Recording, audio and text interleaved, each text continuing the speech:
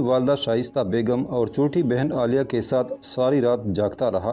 اب اسے محلاتی سازشوں کا اندازہ ہو گیا تھا کہ کس طرح وفا پرست اور باکردار انسانوں کے خلاف منصوبہ بندی کی جاتی ہے اور کس طرح بے ضمیر افراد اپنے حاصل کردہ اقتدار کو بچانے کے لیے گھناؤنی سازشیں کرتے ہیں۔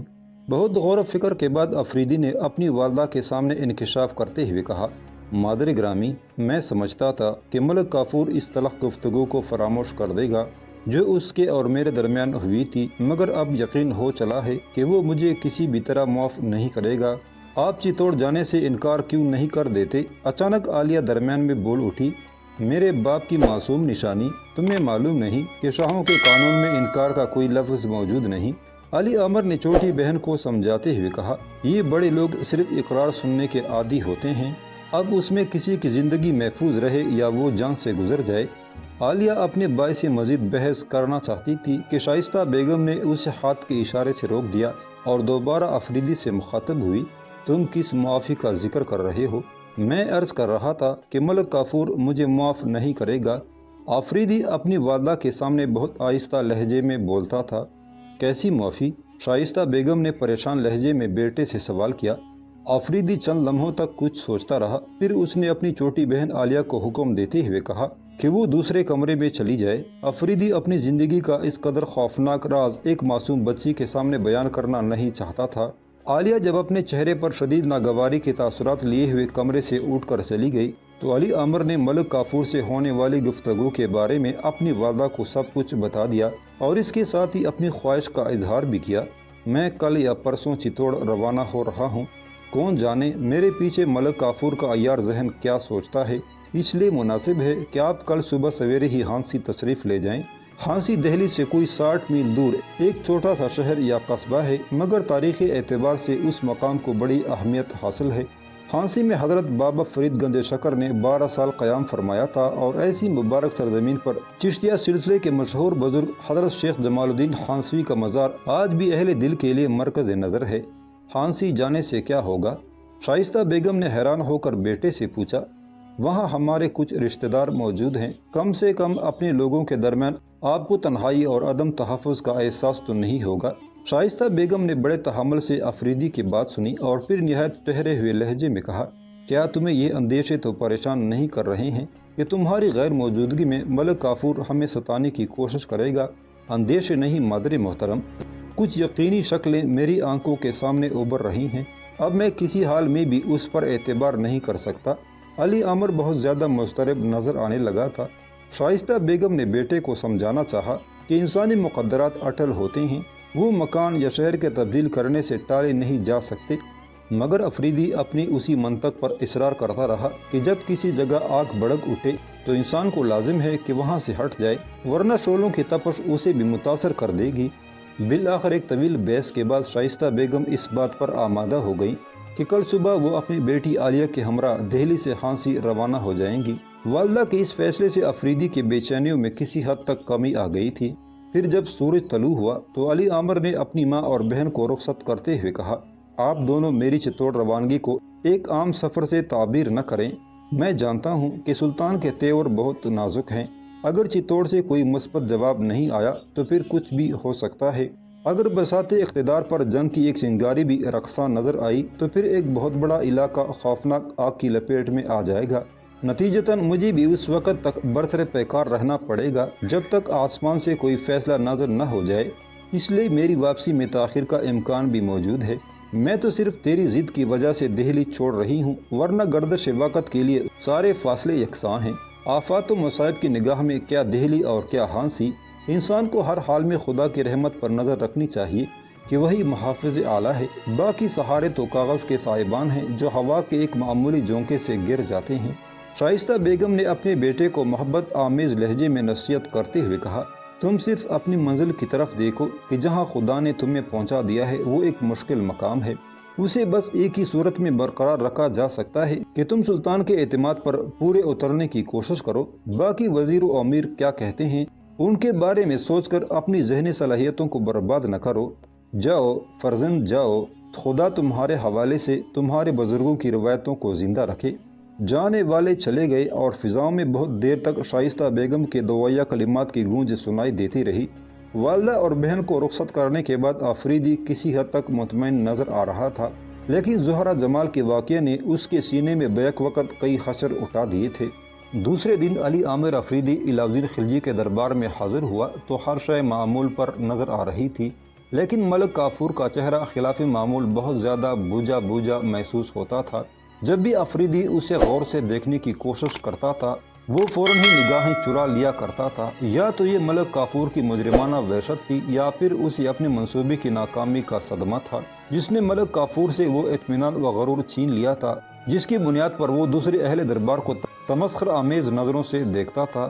آفریدی نے کچھ دیر تک ملک کافور کے چہرے کو پڑھنے کی کوشش کی، مگر پھر جلد ہی اس نے ایک بے ضمیر اور بے غیرت انسان کو اپنی نگاہ کے دائرے سے نکال پھینکا۔ وقت تیزی سے گزرتا رہا۔ تیسرے دن سلطان علاء الدین خلجی نے آفریدی کو ایک بار پھر اپنی خلوت میں طلب کیا۔ آفریدی باوقار انداز میں چلتا ہوا سلطان کے روبرو حاضر ہوا، شاہی آداب بجا لایا اور خاموشی سے اپنے فرمان روا کے حکم کا انتظار کرنے لگا۔ آفریدی، آخر وہ وقت آ پہنچا۔ یکایک سلطان کے ہونٹوں کو جنبش ہوئی۔ کل تم ہمارے جذباتی سفیر کی حیثیت سے چتوڑ روانہ ہو رہے ہو۔ ہم نے آج تک کسی دوسرے شخص کو یہ منصب عظیم نہیں بخشا کہ وہ ہمارے دل کے معاملات اس ذات کے روبرو بیان کرے جو ہمارا نادیدہ محبوب ہے۔ سلطان علاء الدین خلجی کے لہجے سے شاہی جلال نمایاں تھا، لیکن پھر بھی جاننے والے جانتے تھے کہ اس تمام تر جبروت کے باوجود والی ہندوستان کی آواز سے خلش دل بھی جھلکتی تھی۔ سلطان معظم، میں اپنی اس خوش نصیبی کا اعتراف کرتا ہوں۔ علی عامر افریدی کے پاس اس کی سوا کوئی چارہ نہیں تھا کہ وہ ایک شہنشاہ کے جذباتی طوفان کو خاموشی سے گزر جانے دے۔ اس میں کوئی شک نہیں کہ اب تک تم وفاداری کے ایک ایک امتحان میں سرخرو رہے، لیکن افریدی، یہ بڑی آزمائش ہے۔ ہم ان لمحات کو اپنی آنکھوں سے تو نہیں دیکھ سکتے جب تم رانی پدمنی کے سامنے ہمارے دل کی وکالت کر رہے ہوگے، مگر دہلی میں بیٹھ کر یہ محسوس کیا جا سکتا ہے کہ تم نے کیا کہا اور سننے والے نے کیا سنا۔ حسن کی عدالت میں ہمارا مقدمہ صرف تمہاری ذہانت اور وفاداری کے رحم و کرم پر ہوگا۔ افریدی کو پہلی بار محسوس ہوا کہ عشق کیا چیز ہے۔ اس نے چند ساعتوں کے دوران ایک بااختیار حکمران کو موم کی طرح پگھلتے دیکھا تھا اور اس کی آنکھوں کے سامنے ایک عجیب سا منظر ابھر آیا تھا، جیسے چتوڑ کی گلیاں اس کے مقابل روشن ہو گئی ہوں اور ایک نامعلوم گوشے سے رانی پدمنی کا تابناک و ضیاء بار چہرہ طلوع ہوا ہو، اور سلطان علاء الدین خلجی نے گڑ گڑاتے ہوئے اپنا کاسہ گدائی رانی پدمنی کے سامنے پھیلا دیا ہو، اور وہ تاریخی حسن رکھنے والی عورت ایک خاص انداز بے نیازی کے ساتھ سلطان کی جلتی ہوئی آرزو کو ٹکرا کر آگے بڑھ گئی ہو، اور سلطان شدید عالم تیش میں اپنا کاسہ زمین پر مار دیا ہو، پھر اس کے ریزے بکھر کر ہوا میں شامل ہو گئے ہوں اور ناگہاں وہ ہوا سرخ آندھی میں تبدیل ہو گئی ہو۔ منظر اس قدر لرزہ خیز تھا کہ افریدی جیسے مضبوط اعصاب کا نوجوان بھی اپنے جسم میں ہلکا ہلکا ارتعاش محسوس کرنے لگا۔ علی عامر کے ہونٹوں پر مہر سکوت دے کر سلطان نے تیز آواز میں پکارا، افریدی، ایسا محسوس ہوتا ہے جیسے تم ذہنی طور پر ہمارے روبرو نہیں۔ علاء الدین خلجی نے ایک ہی لمحے میں علی عامر افریدی کی غائب دماغی کو محسوس کر لیا تھا۔ نہیں سلطان ذی حشم، میں اپنے پورے وجود کے ساتھ آپ کے سامنے حاضر ہوں۔ افریدی نے اپنے منتصر خیالات کو یکجا کرتے ہوئے کہا، میں کیا، میری وکالت کی حقیقت کیا، چتوڑ کے دربار میں جو کچھ بھی ہوگا وہ جلال سلطانی کے زیر اثر ہوگا۔ مجھے بھی تو سلطان ہی کے کرم نظر نے وکالت کے منصب پر فائز کیا ہے۔ اگر ایک ساعت کے لیے بھی مجھے غائب دماغی نے گھیر لیا تو میں اعتبار اور وکالت کے درجے سے گر جاؤں گا اور پھر افریدی نہیں رہے گا۔ سلطان نے اپنے نوجوان سفیر کو تحسین آمیز نظروں سے دیکھا اور پھر نہایت پرشکوہ لہجے میں کہنے لگا، افریدی، ہم تمہاری ذہانت اور وفاداری پر شبہ نہیں کرتے، مگر چاہتے ہیں کہ تم اپنے سلطان کی زبان سمجھ لو۔ اگر تم عظیم خلجیوں کے وارث کی زبان سمجھنے سے عاجز رہے تو پھر اپنے حکمران کا مقدمہ کامیابی کے ساتھ پیش نہیں کر سکو گے۔ کہنے والوں نے ہم سے کہا ہے کہ راجہ رتن سنگھ بڑھاپے کی سرحدوں پر کھڑا ہے اور اس کی بیویوں میں رانی پدمنی سب سے کم عمر ہے۔ نوجوانی کی آرزوئیں بڑھاپے کی تمناؤں سے مختلف ہوتی ہے۔ رانی پدمنی بھی زیادہ آزاد اور رنگین فضاؤں میں محو خرام ہونا چاہتی ہے۔ تمہاری کامیابی یہ ہوگی کہ رانی پدمنی رتن سنگھ کے سرد بازوں کو جھٹک دے اور پھر وہ ہمارے حرم میں داخل ہونے کے لیے بے قرار نظر آنے لگے۔ اگر ہمارے اقتدار کی ہماگیری اور ہمارے جذبوں کی آشفتہ سری کا فسانہ سن کر پدمنی کے چہرے پر حرص اور اضطراب کی کوئی علامت نہیں ابھری تو ہم سمجھ لیں گے کہ افریدی ناکام ہو گیا، اور اس کے ساتھ ہی افریدی کے سلطان کو بھی شکست ہو گئی۔ یکایک علاؤدین خلجی کا لہجہ بدل گیا تھا۔ اب صاف محسوس ہو رہا تھا کہ ایک عاشق کے امادِ فغاں لب ایک جابر حکمران کے آتشبار ہونٹوں میں تبدیل ہو گئے تھے۔ اور افریدی، تم خوب جانتے ہو کہ دل کے محاذ پر ہماری یہ شکست بڑی خونریز ہوگی۔ ابھی ہمیں نہیں معلوم کہ ایک حرف انکار کے بعد کتنا خون بہے گا۔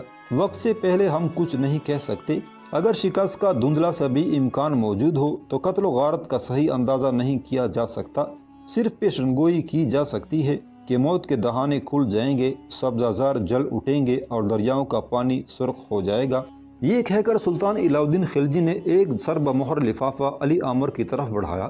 جاؤ افریدی، ہماری دعائیں تم پر سایہ فگن ہیں اور رانی پدمنی پر بھی۔ خدا سرزمین چتوڑ کو ہمارے قہر و جلال سے محفوظ رکھے۔ افریدی سلطان کی خلوتگاہ سے نکل کر شاہی استبل میں آیا اور ایک برق رفتار گھوڑے پر سوار ہو کر چتوڑ کی جانب روانہ ہو گیا۔ افریدی کے روانہ ہوتے ہی ملک کافور نے 20 مسلح سپاہیوں کا ایک دستہ اپنی تنہائی میں طلب کیا۔ جیسے ہی مسلح سپاہی ملک کافور کے مخصوص کمرے میں داخل ہوئے، سلطان علاؤدین خلجی کے محبوب غلام نے انہیں مخاطب کرتے ہوئے کہا، جس طرح سلطان کی نظر میں آج افریدی کی وفاداریوں کا امتحان ہے، اسی طرح میری بارگاہ میں تمہاری جان نثاریوں کی آزمائش ہے۔ ملک کافور کی بات سن کر مسلح دستے نے کوئی جواب نہیں دیا، بس اطاعت و فرمان برداری کے طور پر تمام سپاہیوں نے اپنے سر جھکا دیے۔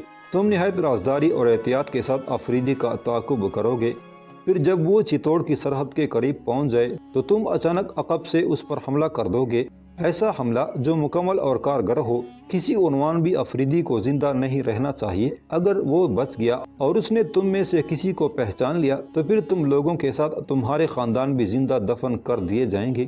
حضور، یہ ممکن نہیں کہ ہماری شمشیریں آپ کے دشمنوں کے خون سے پیاس بجھائے بغیر اپنی نیاموں میں واپس چلی جائیں۔ ملک کافور نے اس سپاہی کی لاف زنی پر کوئی دھیان نہیں دیا۔ وہ اپنے منصوبے کی ایک ایک کڑی کو مضبوط سے مضبوط تر بنا دینا چاہتا تھا۔ بہتر یہ ہے کہ افریدی پر حملہ کے لیے رات کے اندھیرے کا انتخاب کیا جائے، وہ بھی اس طرح کہ علی عامر چتوڑ کے قریب پہنچ چکا ہو اور کائنات کا ایک ایک ذرہ تاریکی میں ڈوب چکا ہو۔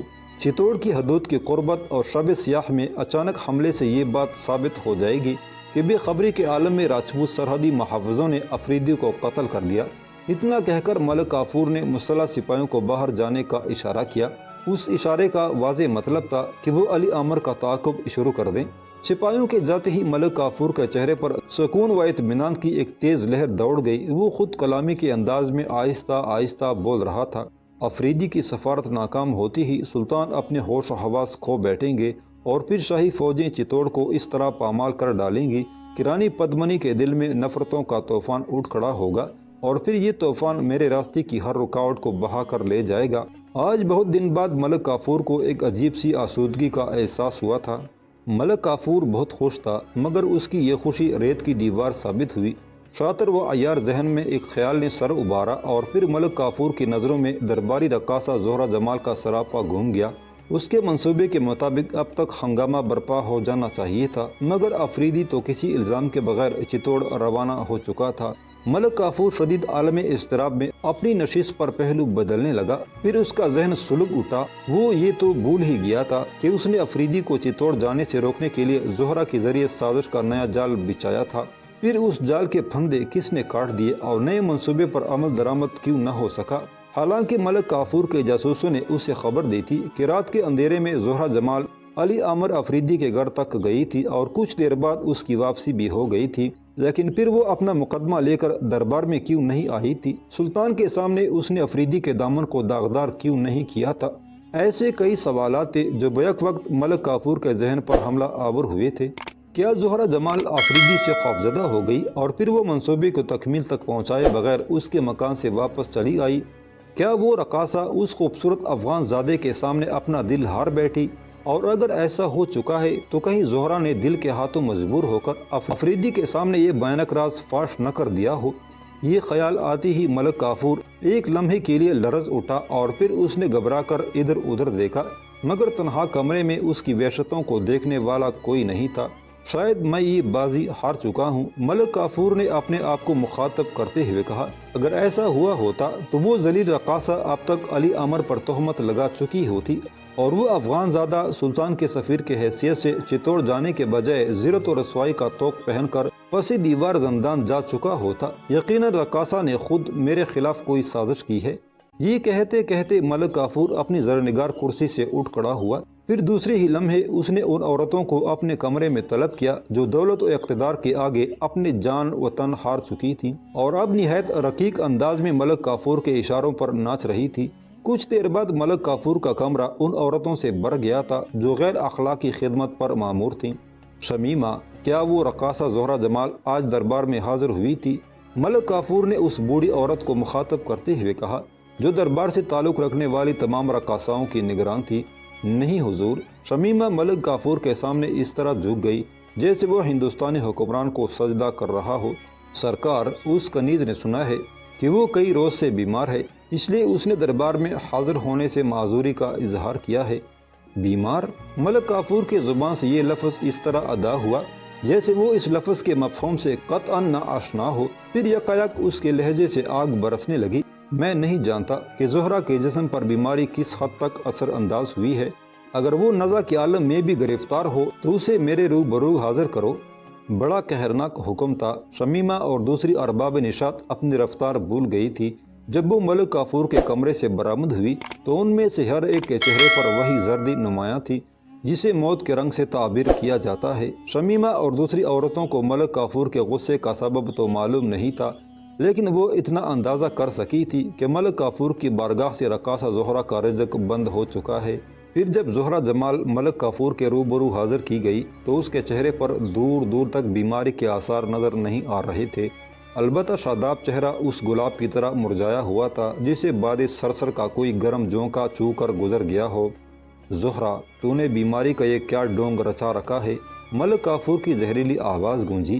کیا تو بھول گئی کہ ہمارے حضور فریب کاری کی سزا کتنی دردناک ہوتی ہے؟ زہرہ جمال نے کئی مناسب بہانے تراشے مگر ملک کافور یہی کہتا رہا، ابھی تیرے جسم میں اتنی توانائی اور کشش باقی ہے کہ تو اہل دربار کی نظروں کو آسودہ کر سکتی ہے، اور ابھی تیرے پیروں میں بھی اتنی حرارت باقی ہے کہ پازیب کی آواز ابھر سکتی ہے اور گھنگروں کی جنکار اہل ذوق کی سماعتوں پر خوشگوار اثر چھوڑ سکتی ہے۔ پھر ہمارے دربار سے تیری غیر حاضری کا کیا مطلب تھا؟ زہرہ جمال نے ایک بار پھر اپنی صفائی پیش کرنی چاہی مگر ملک کافور نے اس کے ہر عذر کو جھٹلا دیا، اور اب وہ براہ راست اس موضوع پر آ گیا جو زہرہ کے لیے کسی بھی لمحے جان لیوا ثابت ہو سکتا تھا۔ علی عامر آج چتوڑ روانہ ہو گیا، اور اس طرح کہ اس کے دامن پر تیری لگائی ہوئی تہمت کا عکس تک نہیں تھا۔ ملک کافور کی آواز میں سارے زمانے کی نفرتیں اور غصہ سمٹ آیا تھا۔ ہم نے تجھ سے کہا تھا کہ اس کی پوری شخصیت کو داغدار بنا دے، لیکن ہماری آنکھوں نے دیکھا کہ دہلی سے رخصت ہوتے وقت علی عامر کے ماتھے پر فکر و پریشانی کی ایک لکیر تک نہ تھی، اور اس کے دامن پر سیاہی کا ایک ذرہ تک نظر نہیں آ رہا تھا۔ آخر اس کا کیا سبب ہے؟ ہماری نافرمانی کی یہ گناہگار رسم کیوں روا رکھی گئی؟ ملک کافور کے لہجے سے مسلسل قہر و نفرت کی آگ برس رہی تھی۔ زہرہ جمال نے ایک اور جھوٹ کا سہارا لینے کی کوشش کی۔ حضور، میں اپنی بیماری کے سبب آفریدی سے بروقت رابطہ قائم نہ کر سکی۔ پھر جب میری طبیعت کچھ بحال ہوئی اور میں نے اس سے ملنے کی کوشش کی تو وہ چتوڑ جا چکا تھا۔ میں اپنی اس کوتاہی پر بہت شرمندہ ہوں۔ آج میں خود ہی حضور کو اس ناخوشگوار واقعے کی اطلاع دینے والی تھی کہ آپ نے کنیز کو طلب کر لیا۔ زہرہ جمال نے اپنی دانش میں ایک معقول بہانہ تراشا تھا مگر اسے یہ معلوم نہیں تھا کہ طاقتور بھیڑیے اپنی زندگی گزارنے کے لیے بڑے پراسرار قوانین رکھتے ہیں۔ ہمارے مخبروں نے ہمیں اسی رات اطلاع دے دی تھی کہ تو نصف شب کے قریب آفریدی کے گھر میں داخل ہوئی تھی، اور پھر اندرون خانہ ایک طویل وقفہ گزارنے کے بعد تو نے اپنے مکان کا رخ اختیار کیا تھا۔ اس بار خلاف معمول ملک کافور کی آواز سرد تھی، ایسی سرد جیسے کوئی اژدہا اپنے شکار کو قریب پا کر لذت و آسودگی کی سانسیں لے رہا ہو۔ اس انکشاف کے بعد زہرہ جمال اپنے اعصاب پر قابو نہ رکھ سکی۔ کچھ دیر کے لیے اسے ملک کافور اور اقتدار کے ہاتھوں کی درازی کا اندازہ نہیں ہو رہا تھا۔ بازی یقیناً مات ہو چکی تھی، مگر درباری رقاصہ پھر بھی اس امید پر ملک کافور کے سامنے کھڑی تھی کہ شاید پنجہ ستم سے نجات کا کوئی پہلو نکل آئے، لیکن یہ اس کا خیال خام تھا۔ ذہین شاطر مہروں کی سرکشی کو کبھی معاف نہیں کرتے۔ زہرہ جمال نے پترائی ہوئی آنکھوں سے ملک کافور کی طرف دیکھا، پھر اس کی تمام خوش فہمیاں فنا ہو گئیں۔ ملک کافور کی آنکھوں میں وہی درندگی لوٹ آئی تھی۔